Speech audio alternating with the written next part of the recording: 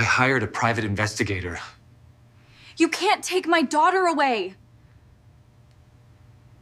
What happens when you come home from a wild night out, expecting your husband to beg for forgiveness, but instead, you're handed a thick envelope from his lawyer? Can a single night of following my heart really cost me my marriage, my reputation, and my family's trust, all because I thought I deserved more? Before we dive deeper into this story, I have one small request. Please subscribe, drop a like, comment, and hit that hype button to boost this channel so more people can discover these incredible stories. The thick manila envelope in Graham's hands felt heavier than it should have.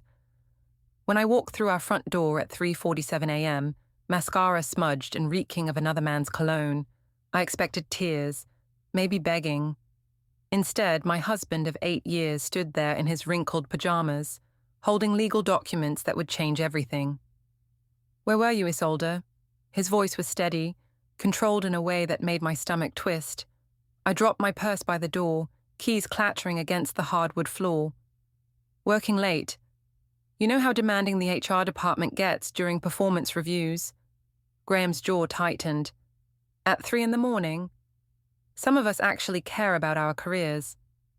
I kicked off my heels, noting how his eyes tracked the movement. "Maybe if you showed half as much interest in our marriage as you do in your computer screens, I wouldn't have to work so hard to feel appreciated." The silence stretched between us like a chasm. Our daughter Ava's bedroom door remained mercifully closed, though I wondered if she could sense the tension even in her sleep. 6-year-olds had a way of absorbing everything, even when you thought they weren't paying attention. "I called you 17 times, Graham said quietly. "My phone was on silent. You know how I get when I'm focused." The lie rolled off my tongue with practiced ease. "Besides, when was the last time you called me just to say you missed me? When was the last time you planned anything romantic or exciting or—" I was worried sick. Worried or controlling. I crossed my arms, feeling the familiar surge of righteousness that always came when I flipped the script. "I can't breathe in this house, Graham. I feel like I'm suffocating under your constant need to know where I am every second of every day." He stared at me for a long moment, those brown eyes I'd once found so comforting now seeming to see right through me. "I drove to 4 different bars looking for you." "That's exactly what I'm talking about. That's not love, that's obsession." I moved toward the stairs, desperate to escape this conversation and wash the guilt off my skin. "I'm going to shower. We can discuss your trust issues in the morning when you've had time to think about how this behavior is pushing me away." Graham didn't respond.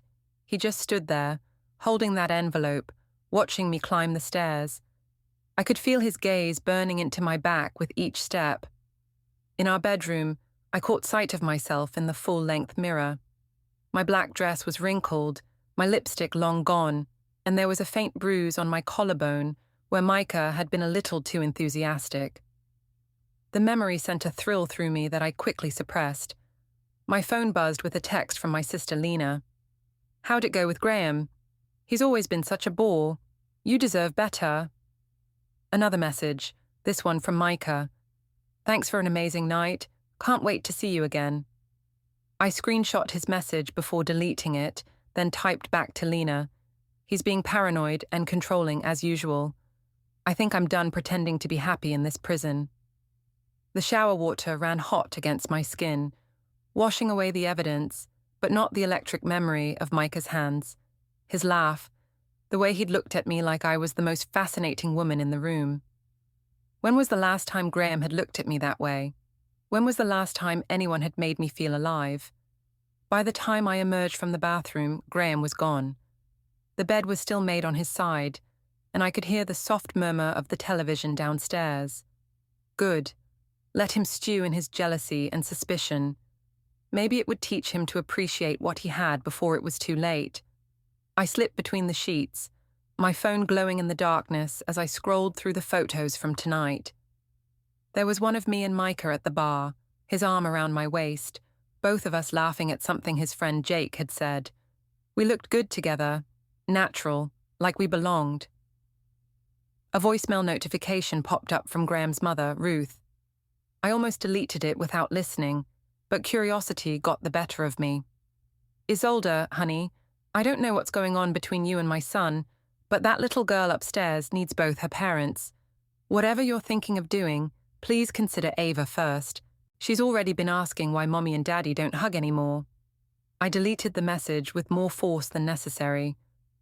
Ruth had always been too involved in our marriage, always taking Graham's side, always making me feel like the outsider in my own family. What did she know about sacrifice? About feeling invisible in your own home? Sleep came fitfully, filled with dreams of dancing and laughter and the intoxicating feeling of being wanted. When I woke, sunlight was streaming through our bedroom windows, and I could hear the soft sounds of breakfast preparation downstairs. The kitchen felt different when I walked in. Graham stood at the stove, methodically flipping pancakes while Ava sat at the table, colouring in her princess book. Neither of them looked up when I entered. "Good morning," I said, my voice artificially bright. Ava glanced at me briefly, then returned to her colouring. Graham acknowledged me with a slight nod, but kept his attention on the pancakes. The silence felt deliberate, pointed. "Daddy made Mickey Mouse pancakes," Ava said quietly, not meeting my eyes. "That's nice, sweetheart." I poured myself coffee, noting how Graham's shoulders tensed when I moved near him. "Did you sleep well?" She shrugged, a gesture far too mature for a 6-year-old. I heard voices. Graham and I exchanged a look over her head. "Just Mommy and Daddy talking," I said quickly. "Nothing for you to worry about." "Were you fighting?" The question hung in the air like smoke. Graham set a plate of pancakes in front of Ava, his movements careful and controlled. "Sometimes grown-ups have disagreements, Princess. It doesn't mean anything's wrong." But something was wrong.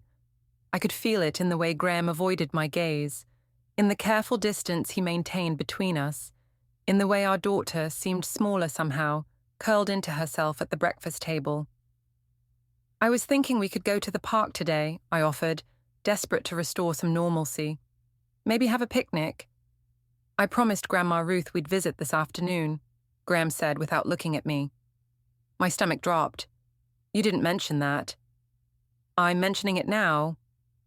The doorbell rang before I could respond. Graham frowned, checking his watch. "It's barely 9 o'clock." Through the front window, I could see Ruth's silver sedan in our driveway. My mother-in-law stood on our porch, her face set in grim determination. She was holding what looked like a newspaper. "I'll get it," Graham said, but I was already moving. "No, I will." I needed to control this conversation before Ruth poisoned the well any further. I opened the door with my brightest smile. "Ruth, what a lovely surprise. We were just talking about seeing you later." "Were you at the Lantern last night?" she interrupted, holding up her phone. On the screen was a Facebook photo. Me and Micah, his arm around my waist, both of us clearly intoxicated and laughing. My blood turned to ice. "I don't know what you're implying." "I'm not implying anything. I'm asking directly. Were you at the Lantern Bar last night while my son drove around the city looking for his wife?" Graham appeared behind me, Ava trailing close behind him. "Mom, what's going on?" Ruth held up her phone so he could see. "Tina's friend Jessica posted this at 11:30 last night. That's your wife, isn't it, Graham?" I watched my husband's face change as he took in the image. The colour drained from his cheeks, and something hard settled behind his eyes. "Isolde?" "It's not what it looks like," I said quickly. "I was networking. Micah is just a friend, someone who works in the service industry. I was building professional relationships by grinding against him on the dance floor." Ruth's voice was sharp as broken glass. "That's enough," I snapped. "I don't have to justify my professional activities to you. Graham, tell your mother she's out of line." But Graham wasn't looking at me anymore. He was staring at his phone, scrolling through what looked like a series of social media posts. His face grew paler with each swipe. "You posted Instagram stories," he said quietly. "Multiple stories. At the bar, at someone's apartment, at what looks like a party that went until 3 in the morning." My heart hammered against my ribs. I'd been careful to keep my stories vague, artistic shots of drinks and city lights and laughter. Nothing incriminating, nothing that directly showed me with Micah. I was unwinding after a stressful week. I'm allowed to have friends, Graham. I'm allowed to have a life outside this house. Well, your husband called the police because he thought something had happened to you. Ruth's voice rose. While your daughter asked her father 3 times why Mommy wasn't home for bedtime. Ava pressed closer to Graham's leg, her small fingers clutching his pajama pants. The sight of her fear cut through me, but I couldn't let Ruth win this battle. If I showed weakness now, she'd use it to turn Graham against me permanently. I'm not going to stand here and be attacked in my own home, I said, drawing myself up to my full height. Ruth, I think you should leave. Graham, we need to discuss boundaries with your family. This level of interference in our marriage is unacceptable. Interference? Ruth's laugh was bitter. My son called me at midnight, panicked because his wife had disappeared. He was ready to file a missing person report. That's his problem, not mine. I'm a grown woman, and I don't need to check in like a teenager with a curfew. Graham's phone buzzed. He glanced at it, and his expression shifted again, becoming something I'd never seen before. Cold, calculating. I need to run some errands, he said quietly. Mum, can you stay with Ava for a few hours? Of course. Graham, wait. I reached for his arm, but he stepped away from my touch. We should talk about this, just the 2 of us. I think we've said enough for now. He kissed Ava's forehead and grabbed his keys from the hook by the door. I'll be back this afternoon. The front door closed behind him with a soft click that somehow sounded final. Ruth and I stood in the entryway, the silence stretching between us like a battlefield. You have no idea what you've done, she said finally. I haven't done anything wrong. That little girl in there, she's going to remember this. She's going to remember the morning her mother chose a stranger over her family. Don't you dare use Ava to manipulate me. I love my daughter. Then start acting like it. Ruth moved toward the kitchen where Ava waited. Before it's too late. By Monday morning, I knew the situation had spiraled beyond my control. The sideways glances from my co-workers, the way conversation stopped when I entered a room, the carefully neutral expressions that spoke volumes. Word had spread through our small office like wildfire. I sat at my desk in the HR department, trying to focus on employee evaluations, but my mind kept drifting to the weekend's events. Graham had been civil but distant, speaking to me only when necessary and always in front of Ava. He'd spent most of Sunday in his home office, door closed, phone pressed to his ear in hushed conversations. Isolde, my supervisor, Janet, appeared at my cubicle. Could I see you in my office for a moment?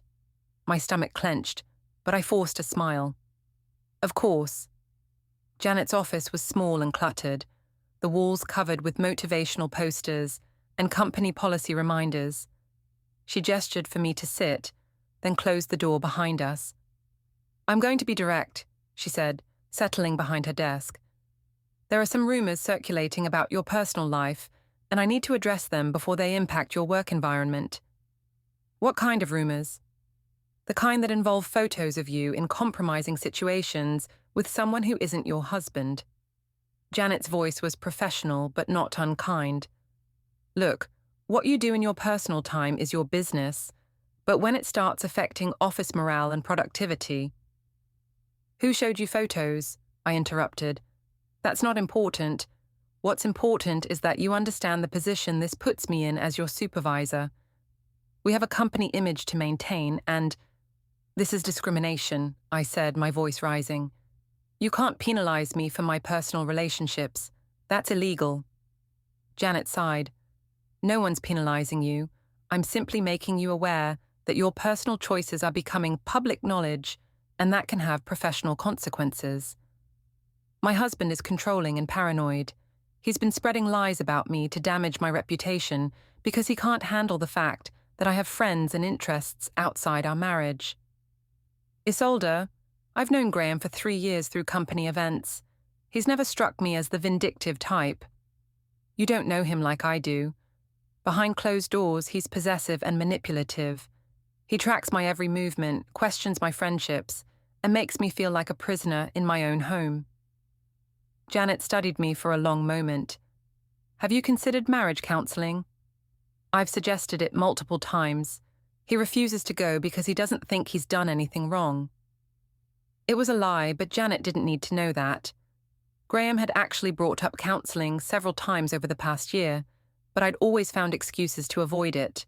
The last thing I wanted was some therapist dissecting my choices and making me feel guilty for wanting more than suburban mediocrity. Well, Janet said finally, I hope you can work things out. In the meantime, I need you to be mindful of how your personal situation might be perceived by your colleagues. I nodded, already planning my next move. By lunch, I'd need to have a conversation with my closest work friends, control the narrative before it got completely away from me. The coffee shop across from our office building was buzzing with the usual lunch crowd when I met Sarah and Michelle at our regular table.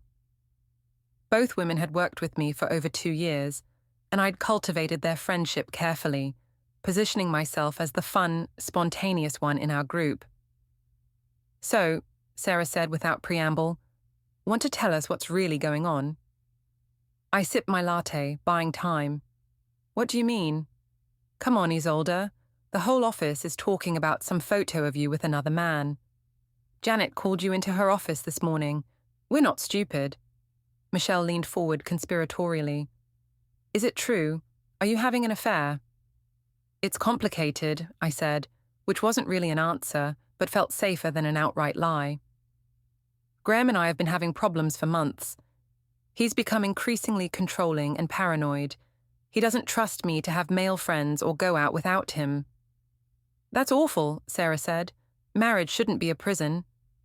Exactly. And when I finally found someone who makes me feel alive again, who sees me as more than just a wife and mother, Graham went ballistic. He's been calling my family, spreading rumors, trying to turn everyone against me.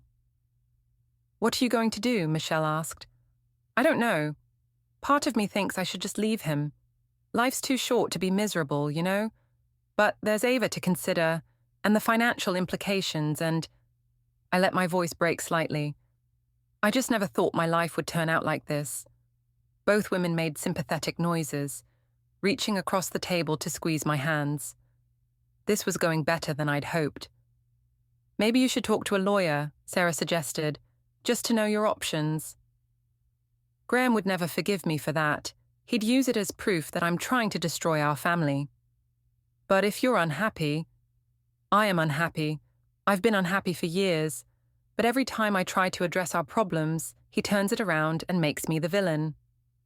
My phone buzzed with a text message. Graham, need to talk when you get home. Important. A chill ran down my spine, but I kept my expression neutral. Sorry, work crisis. I should probably head back. The afternoon dragged by with agonizing slowness. Every email notification made me jump. Every phone call felt potentially catastrophic. By 5 o'clock, my nerves were frayed to the breaking point. The drive home felt like a funeral procession. Our house looked the same as always, modest but well-maintained, with the small garden I'd never had time to tend and the swing set Graham had built for Ava's 4th birthday. But something felt different as I pulled into the driveway. Final. Graham was waiting in the living room when I walked in. He'd changed out of his work clothes, into jeans and a button-down shirt, and there was a manila folder on the coffee table in front of him. Where's Ava? I asked. At my mother's.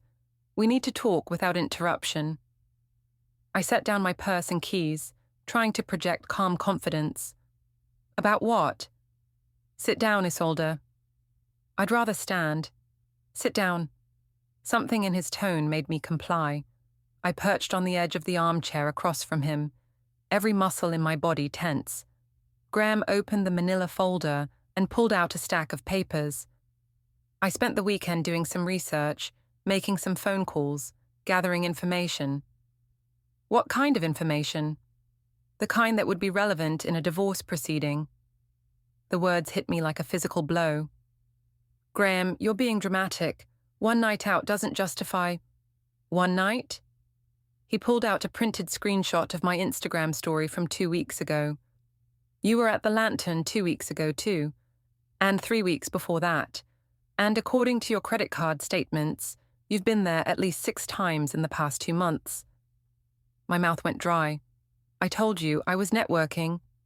With Micah Bell, a 29-year-old bartender and aspiring musician who has no connection to your industry whatsoever. How do you know his last name? Because I hired a private investigator. The room seemed to tilt around me.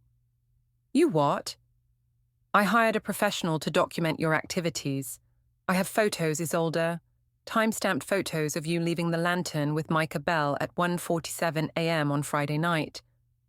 I have photos of you entering his apartment building at 2:15 a.m. I have photos of you leaving at 3:30 a.m. I couldn't breathe. You had me followed. I had my wife's behavior documented because I suspected she was having an affair, and I was right. This is insane, Graham. You're talking about destroying our family over some innocent socializing. Innocent? He pulled out another photo, this one clearly showing me kissing Micah outside his apartment building. Is this innocent? I stared at the image, my mind racing for an explanation, an excuse, anything that could minimize the damage. It was a mistake. I was drunk and confused and you made a choice. Multiple choices, over multiple weeks, to betray your marriage and your family. I made a mistake, but we can work through this. We can go to counseling, we can... No. Graham's voice was steady, final. We can't. He pulled out another set of papers, official-looking documents with legal letterhead. I filed for divorce, Isolde. I've also filed for full custody of Ava. The world tilted completely off its axis. You can't do that. I can, and I have. My lawyer assures me that given the evidence of your affair and your pattern of deceptive behavior, I have a strong case. I'm her mother, and I'm her father, the parent who's been home every night, who hasn't been sneaking around with strangers, who hasn't been lying and manipulating and putting his own selfish desires above his child's well-being. I felt tears starting, real tears born of panic and desperation. Graham, please. I know I made mistakes, but I love you. I love Ava. I was just confused and unhappy, but we can fix this. No, he said again, we can't. Because even now, even caught red-handed with photographic evidence, you're still lying. You're still trying to manipulate the situation, still trying to make me the villain in your story. I'm not.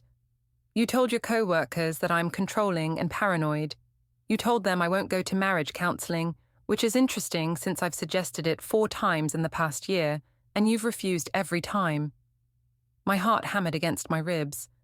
How did he know what I'd said to Sarah and Michelle?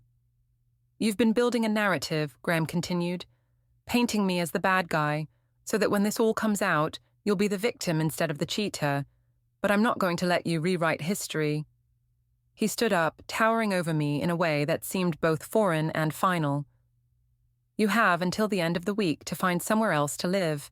My lawyer will be in touch about custody arrangements and property division. Graham, wait. But he was already walking toward the door, car keys in hand. I'm going to pick up Ava. When we get back, I'd appreciate it if you were gone for the evening. She doesn't need to see you like this. The front door closed behind him with the same soft finality I'd heard that morning. I sat alone in our living room, surrounded by the evidence of my betrayal, finally understanding that some lines, once crossed, could never be uncrossed. The law office smelled like leather and disappointment.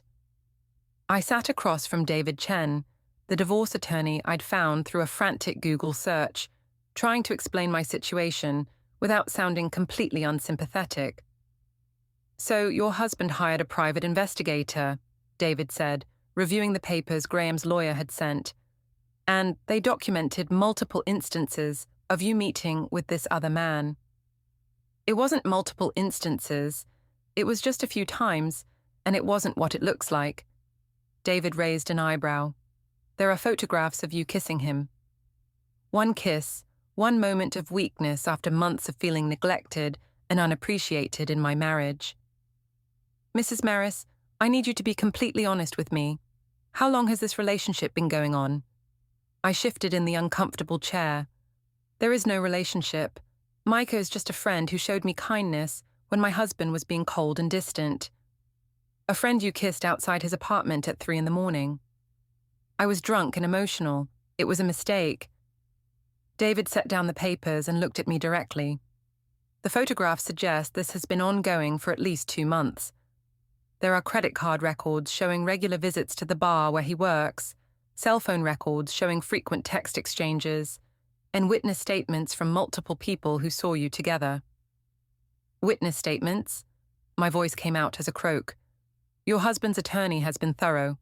They have statements from bar patrons, your co-workers, even some of your social media contacts who saw your posts from that night. The room felt like it was closing in around me. This is insane. Graham is trying to destroy me because his ego can't handle the fact that another man found me attractive. Mrs. Maris, let's focus on what we can control. In terms of custody, your husband's filing for full custody is aggressive, but not unusual in cases involving adultery. However, courts generally prefer joint custody arrangements when both parents are fit. I am a fit mother. I love my daughter more than anything. I'm sure you do, but we need to address the perception that your choices have put your child's well-being at risk. How have my choices put Ava at risk? I never brought Micah around her. I never did anything inappropriate in front of her. You disappeared for an entire night without telling your husband where you were going. He called the police, Mrs. Maris. He was preparing to file a missing person report. I felt heat rise in my cheeks. He was being dramatic. I'm allowed to have a social life. Not when it involves lying to your spouse and abandoning your parental responsibilities. I wasn't abandoning anything. I stopped, realizing how defensive I sounded. Look, my marriage has been dead for years. Graham is boring, predictable, and emotionally unavailable. When I met Micah, I felt alive for the first time in forever. I felt like myself again. David made a note on his legal pad. Have you considered that your husband might use that statement against you in court? What do you mean? You just admitted that you've been unhappy in your marriage for years but never sought counseling or legal separation. Instead, you chose to have an affair. That suggests a pattern of deception and poor judgment that a judge might find concerning. I stared at him, feeling trapped. So what are you saying? That I should just roll over and let Graham take my daughter away? I'm saying we need to be strategic. Your husband has the advantage right now because he has evidence and appears to be the wronged party. We need to shift the narrative. How? We argue that his behavior was controlling and drove you to seek companionship elsewhere. We emphasize your role as a loving mother who made a mistake during a difficult period in your marriage. We show remorse and a commitment to rebuilding your relationship with your daughter. It wasn't the vindication I'd hoped for, but it was something. What about the house, my belongings? Property division will depend on several factors, including the length of the marriage, your respective incomes, and the circumstances of the divorce. The adultery won't necessarily affect property rights, but it might influence the judge's overall view of the case.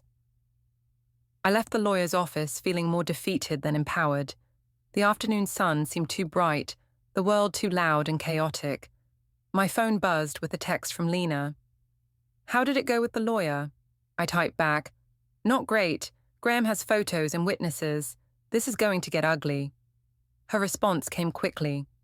I can't believe he hired a private investigator. That's so creepy and controlling. At least someone was on my side.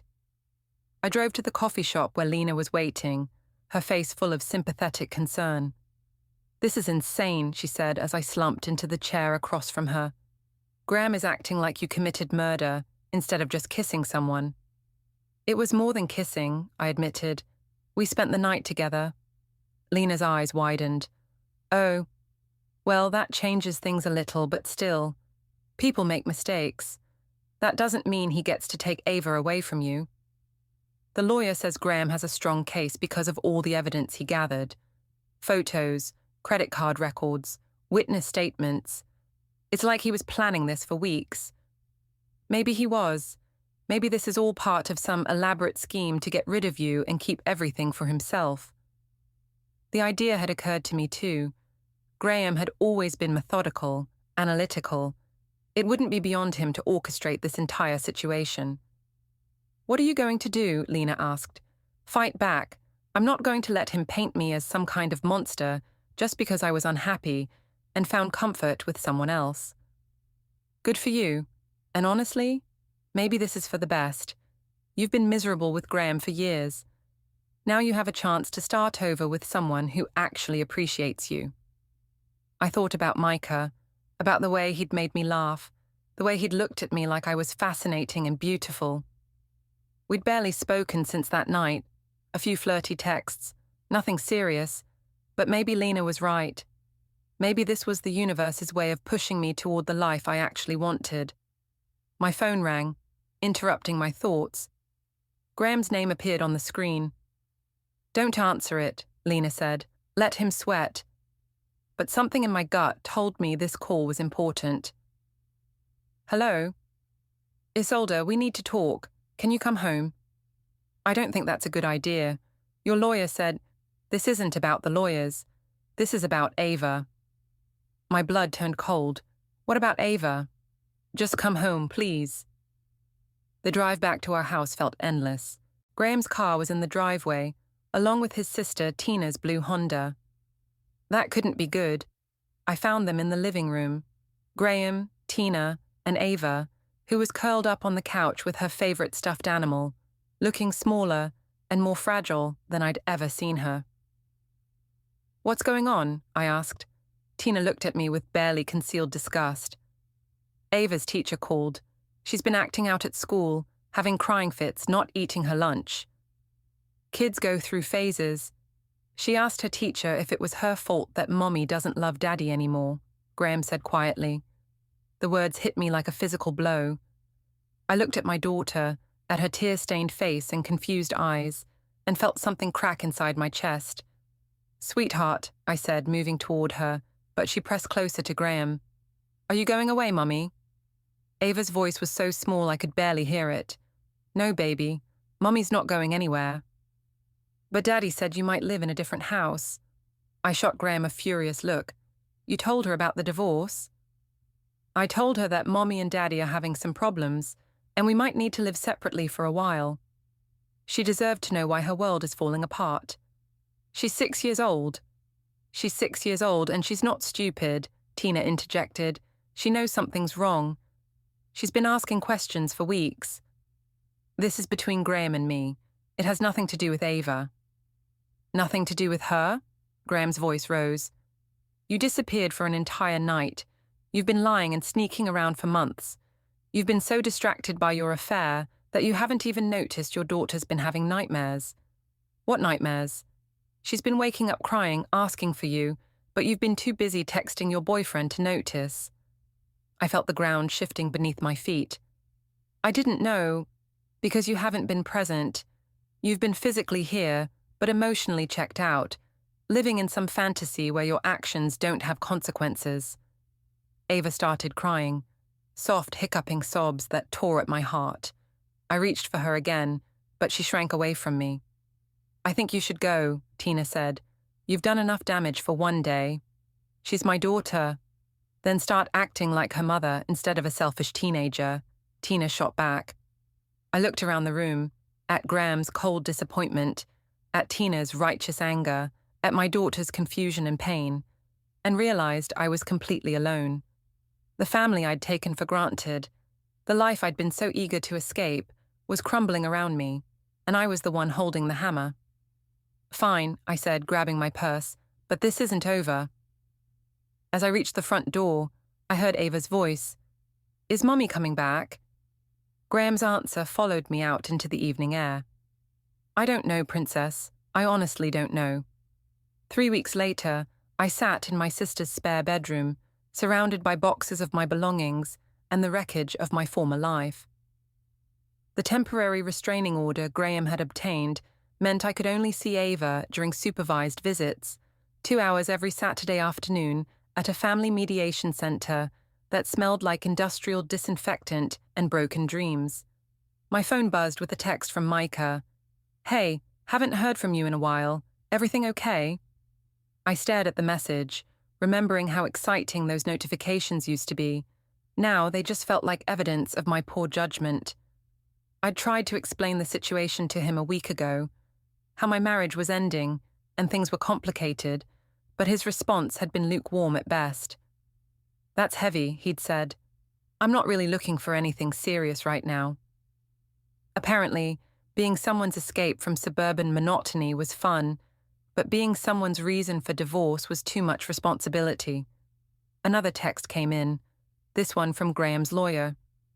"Final custody hearing scheduled for Monday, 9 a.m. Please confirm receipt." My stomach clenched. David Chen had tried to prepare me for what was coming, but his tone had grown increasingly pessimistic as more evidence emerged.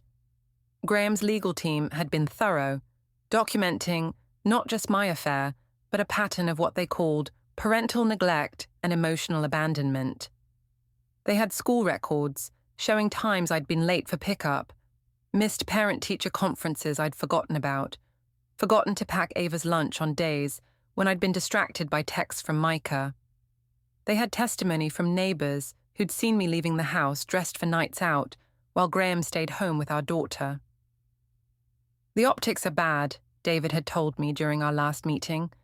"You look like a woman who prioritized her own desires over her child's needs." "That's not true," I'd protested. "I love Ava more than anything." "I believe you do, but love and good parenting aren't the same thing, and your husband's team has built a compelling case that your judgment has been compromised." Now, sitting in Lena's spare room, I felt the full weight of my choices pressing down on me. My marriage was over, my relationship with my daughter was strained, my reputation was in ruins, and the man I'd thought was worth all this chaos had disappeared at the first sign of real consequences. My phone rang. Graham's name on the screen made my heart race. "What do you want?" I answered. "We need to talk before Monday's hearing." I thought all communication was supposed to go through lawyers. "This is about Ava, not the legal case. Can you meet me at Riverside Park, the one where we used to take her to feed the ducks?" Something in his voice made me agree. An hour later, I found him sitting on our old bench, looking older than his 33 years. The late afternoon sun cast long shadows across the playground where Ava had taken her first steps, where we'd celebrated her 3rd birthday, where we'd been happy once upon a time. "Thank you for coming," he said as I sat down, careful to maintain distance between us. "What did you want to discuss?" Graham was quiet for a long moment, watching a family with young children play on the swings. "Do you remember when we brought Ava here for the first time? She was barely walking, kept trying to chase the ducks into the pond. Graham, you were so worried she'd fall in. You followed her around the entire perimeter, ready to catch her if she stumbled." I remembered. I'd been terrified and exhilarated, overwhelmed by the fierce protectiveness that had surprised me with its intensity. "That's the woman I married," Graham continued. "The woman who would do anything to protect our daughter. I keep trying to figure out when that woman disappeared." "She didn't disappear. She just got tired of being taken for granted." "Is that really what you think? That I took you for granted?" I wanted to say yes, to maintain the narrative I'd built about our marriage, but sitting here in this place filled with happy memories, the words felt hollow. "I felt invisible," I said instead, like I was just going through the motions of a life that didn't fit me anymore. "So you decided to blow it all up." "I didn't plan for any of this to happen. I met Micah, and he made me feel alive again. For the first time in years, someone saw me as more than just a wife and mother." "And what about Ava? What did she see when her mother started disappearing, physically and emotionally?" The question hit its mark. "I never meant to hurt her." "But you did hurt her. You hurt all of us." We sat in silence, watching the sun sink lower toward the horizon. Finally, Graham spoke again. My lawyer thinks I should push for full custody. He says the evidence is overwhelming, that any judge would see you as an unfit mother. My throat tightened. And what do you think? I think you made terrible choices that damaged our family beyond repair. I think you lied and manipulated and put your own desires above your responsibilities as a wife and mother. Each word felt like a physical blow. But I also think Ava needs her mother, even if that mother has serious flaws. I looked at him, afraid to hope. I'm willing to agree to joint custody, Graham said. 50-50 split, alternating weeks, but there are conditions. What conditions? You get counseling, real counseling, not just a few sessions to check a box. You work on understanding why you made the choices you made and how to make better ones going forward. Okay. You have no contact with Micah Bell or anyone connected to that situation. If you want to date eventually, fine, but not him and not right now. That stung, but I nodded. And you acknowledge, publicly and in writing, that your affair was the cause of our divorce. No more blaming me for being controlling or neglectful. No more rewriting history to make yourself the victim. Graham, those are my terms. Take them, or we go to court on Monday, and I fight for full custody with everything I have. I stared out at the pond, watching the ducks glide across the darkening water. Everything in me wanted to fight, to argue, to maintain that I wasn't the villain in this story. But I thought about Ava, about her confused tears, and her question about whether Mommy was coming back. I'll take your terms, I said quietly. Graham nodded, pulling out a folded document. My lawyer drew this up. It's a custody agreement based on what we just discussed, plus a statement acknowledging your responsibility for the marriage's end. I read through the papers, each paragraph a formal acknowledgement of my failures. By signing this, I would be admitting that I had been unfaithful, that I had prioritized my own desires over my family's well-being, that the divorce was entirely my fault. If I sign this, what happens to the house? I keep it. Ava needs stability and it's her home. And my belongings? You can take whatever personal items you want. The furniture, the joint assets, will divide fairly, but the house stays with me. I thought about the life I was signing away, the home we'd bought together, the dreams we'd shared, the future I'd imagined. All of it gone because I'd convinced myself I deserved more excitement than suburban contentment could provide. There's a pen in the glove compartment of my car, Graham said. I walked to his sedan on unsteady legs, retrieved the pen, and returned to the bench. The document felt heavy in my hands, weighted with consequences and regret. Once I sign this, there's no going back, I said. There was no going back the moment you chose to betray our marriage. I signed my name at the bottom of each page, officially ending the life I'd built and acknowledging my role in its destruction. Graham witnessed each signature, his face impassive. I'll file this with the court tomorrow, he said, folding the papers and putting them in his jacket pocket. The judge will review it on Monday and make it official. When can I see Ava? This weekend. I'll bring her to the mediation center as usual, but after the hearing, we can start the regular custody schedule. I nodded, not trusting my voice. Graham stood to leave, then turned back. For what it's worth, Isolde, I did love you. I loved the woman you used to be, and I'm sorry you couldn't find a way to be happy with the life we built together. He walked away, leaving me alone on the bench as darkness settled over the park. In the distance, I could hear children laughing, families enjoying their evening together, the sounds of the normal, stable life I'd thrown away in pursuit of something more exciting. My phone buzzed with another text from Micah. Miss you. Want to grab drinks this weekend? I stared at the message for a long moment, then deleted it without responding. Some prices were too high to pay, and some mistakes too costly to repeat. The custody hearing on Monday was a formality. The judge reviewed our agreement, asked a few perfunctory questions, and signed the order. I walked out of the courthouse legally divorced, with joint custody of my daughter and a clear understanding of how completely I had destroyed my former life. That evening, I sat in Lena's spare room, looking at the framed photo of Ava I'd placed on the nightstand. My 6-year-old daughter smiled back at me, innocent and trusting, unaware of how thoroughly her mother had failed her. My phone rang. Graham's number appeared on the screen. "Hello?" "Ava wants to talk to you," he said simply. A moment later, my daughter's voice filled the line. "Mummy." "Hi, sweetheart. Daddy says you're going to live in a different house now, but I can still see you lots." "That's right, baby. Mummy made some mistakes, but I'm going to work very hard to be better, and I'm going to see you all the time. Do you still love me?" The question broke my heart, more than anything in the whole world. "Okay, I love you too, Mummy."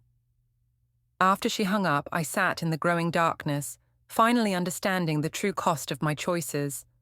I had traded a stable, loving family for a few months of excitement with a man who disappeared the moment things got complicated. I had lost my home, my marriage, and nearly lost my daughter, all because I had convinced myself that I deserved more than the ordinary happiness I'd been given. The affair was over. The marriage was over. The life I'd known was over. But my daughter still loved me, and maybe, with time and effort and genuine change, that would be enough to build something new from the ashes of what I'd destroyed. It would have to be enough because it was all I had left.